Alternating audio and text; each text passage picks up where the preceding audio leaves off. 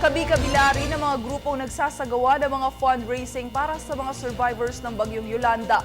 At isa dito ang NOLCO. Para sa detalye, balitaan mo kami, Dina Pagibitan.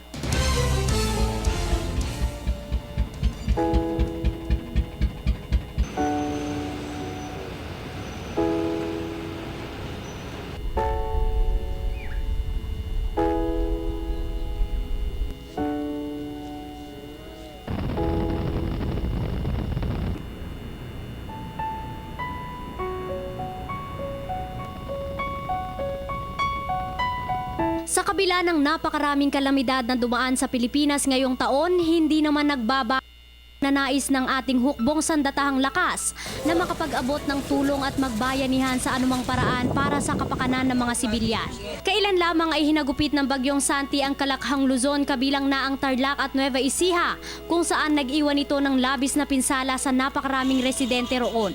Nag-iwan din ito ng mahigit 46 milyon na pinsala sa 2 military camp sa Luzon, kabilang na ang Camp Serviliano Aquino na kinatitirikan ng Northern Luzon Command o NOLCOM sa Tarlac at ang Fort Magsaysay sa Nueva Ecija. Sa NOLCOM, imbis na hindi mapakinabangan, gagamitin ng mga sundalo ang nagtumbahang mahigit 200 century-old na puno ng mahogany, akasya at marami pang iba bilang fundraising para sa mga biktima ng iba't ibang sakuna at kalamidad sa bansa.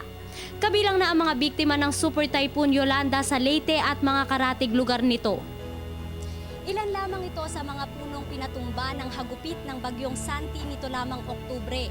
Sa halip na masayang at gawin lamang mga panggatong, naisip ng ating mga sundalo na gawin itong mga kagamitang pambahay tulad ng mga mesa at mga upuan na siya namang ibebenta ngayong darating na Kapaskuhan at itutulong sa mga nabiktima ng bagyo, lindol at gera.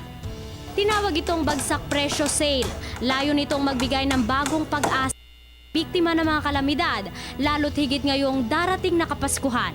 Kahit ganong kahirap na dinanas natin ngayong taon na to, we still welcome the coming of Christ. Inaasahan na makakagawa ang NOLCOM ng may mahigit 1,000 furnitures na isa sa publiko sa December 16, kung saan inaasahang makikiisa at bibili ang marami nating kababayan bilang paraan ng kanilang donasyon.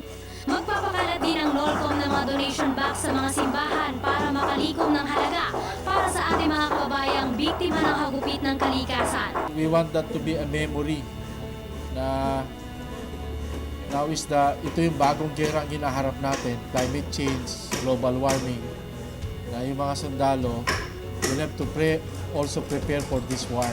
Kung dati-rati mga rebelde lamang ang pinaghahandaan ng ating mga sundalo, sa ngayon daw higit na mahirap ang harapin ang climate change. Dati, kalaban natin, NPA, pag pumunta tayo sa baryo, natataboy natin sila. Pero ngayon, pag pumunta tayo sa baryo, hindi natin matataboy yung bagyo. Para sa Telebisyon ng Bayan, ako si Dina Pagibitan.